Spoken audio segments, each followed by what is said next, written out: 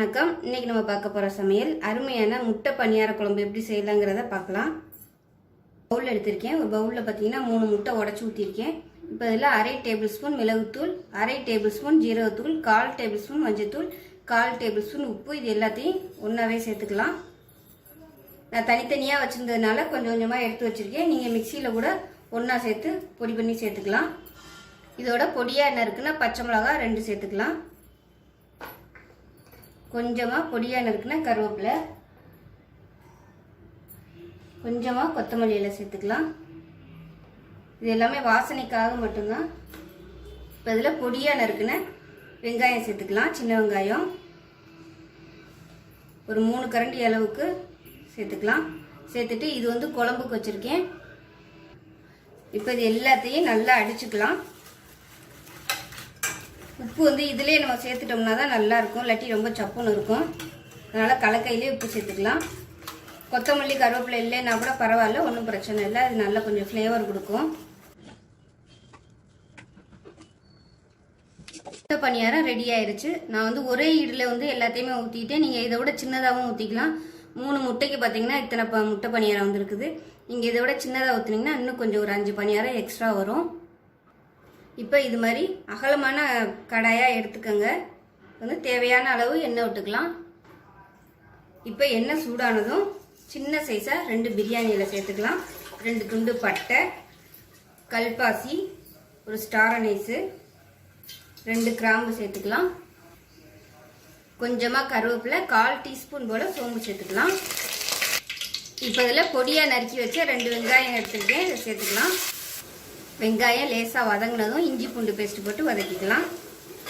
இது நம்ம மட்டன் குழம்பு மாதிரி தான் வைக்கிறோம். அதனால் மட்டன் குழம்புக்கு எப்படி பண்ணுவோமோ அதே மாதிரி தான் பண்ணணும். இப்போ இஞ்சி பூண்டு பேஸ்ட் நல்லா வதங்கி நல்ல வாசனை வருது. இதில் மசாலா தூள் சேர்த்துக்கலாம். நீங்கள் வீட்டில் எந்த மசாலா தூள் வச்சுருக்கீங்க அதை சேர்த்துக்கோங்க. நான் 3 டேபிள் ஸ்பூன் மசாலா எடுத்திருக்கேன். மிளகாத்தூள் 1.5 டேபிள் ஸ்பூன் எடுத்திருக்கேன். காரத்துக்கு தகுந்த மாதிரி நீங்கள் கூடவோ குறைச்சோ சேர்த்துக்கலாம். அடுப்பை குறைச்சி வச்சுட்டு இந்த மசாலாவை ஒரு 2 நிமிஷம் வதக்கிக்கலாம். மசாலாவை ஒரு 2 நிமிஷம் வதக்கியாச்சு. ரொம்ப வதக்கணும்னா கருகி போயிடும். அதனால் லேசாக வதக்கிட்டு பெரிய சைஸாக ஒரு 3 தக்காளி போல் மிக்சியில் அடித்ததை சேர்த்துக்கலாம். இதுக்கு நம்ம புளி ஊற்ற போகிறது இல்லை. அதனால் புளிப்பு டேஸ்ட்டுக்கு தக்காளி மட்டும்தான். அதனால் தக்காளி உங்கள் விருப்பத்துக்கு ஏற்ற புளிப்பு டேஸ்ட்டுக்கு தகுந்த மாதிரி தக்காளி சேர்த்துக்கலாம். இப்போ இது நல்லா வதங்கணும். தக்காளி வதங்கும் போது 2 பச்சை மிளகாயை கீறிட்டு சேர்த்துக்கலாம். இப்போ தக்காளி அரைச்சி ஊற்றி நல்லா வதங்கி எண்ணெய் விட்டு வருது. இப்போ தேவையான அளவு தண்ணி சேர்த்துக்கலாம். நான் சுடு தண்ணி தான் சேர்க்குறேன்.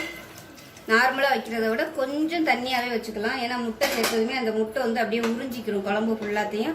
அப்புறம் இப்போ இது கொதிச்சு நல்லா எண்ணெய் விட்டு வரணும். அதுக்குள்ளே ஒரு தேங்காய் பேஸ்ட் ரெடி பண்ணிக்கலாம். 2 டேபிள் ஸ்பூன் துருவின தேங்காய், ஒரு 2 முந்திரி பருப்பு இருந்தால் சேர்த்துக்கோங்க, ஒன்றும் பிரச்சனை இல்லை. 1 டீஸ்பூன் கசகசா, 1 டீஸ்பூன் சோம்பு, இது எல்லாத்தையும் நல்லா நைஸாக அரைச்சிக்கலாம்.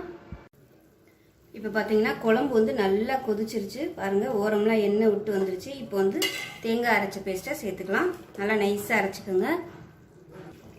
மிக்சியில் இருந்த தண்ணி கொஞ்சமாக சேர்க்குறேன். சேர்த்துட்டு நல்லா கலந்துடலாம். தேங்காய் அரைச்சி ஊற்றி அடுப்பு குறைச்சி வச்சுக்கோங்க. குறைச்சி வச்சுட்டு நல்லா கொதிக்கணும். நல்லா எண்ணெய் விட்டு வரணும். ஒருவேளை உங்களுக்கு குழம்பு ரொம்ப கெட்டியாக இருக்கிற மாதிரி தோணுச்சுன்னா தண்ணி நல்லா கொதிக்க விட்டு கொஞ்சமாக சேர்த்து அட்ஜஸ்ட் பண்ணிக்கோங்க. இப்போ நல்லா கொதிக்கட்டும்.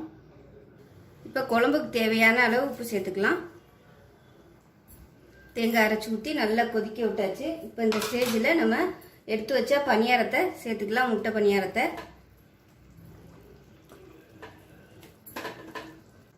முட்டையை சேர்த்துட்டு லாஸ்ட்டாக கொத்தமல்லியில் சேர்த்துக்கலாம்.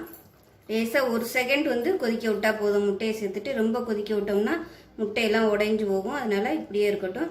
இப்போ இதை ஆஃப் பண்ணிடலாம். முட்டை பணியார குழம்பு ரொம்ப அருமையாக ரெடி ஆயிடுச்சு. இது இட்லி, தோசை, சப்பாத்தி, சாதம் எல்லாத்துக்குமே ரொம்ப அட்டகாசமாக இருக்கும். இதே மாதிரியே செஞ்சு பாருங்கள். செஞ்சு பார்த்துட்டு எப்படி வந்துச்சுங்கிறத சொல்லுங்கள். வீடியோ பிடிச்சிருந்துச்சுன்னா லைக் பண்ணுங்கள், கமெண்ட் பண்ணுங்கள், சேனலை சப்ஸ்கிரைப் பண்ணுங்கள், பக்கத்தில் உள்ள பெல் பட்டனையும் ப்ரெஸ் பண்ணுங்கள். நன்றி.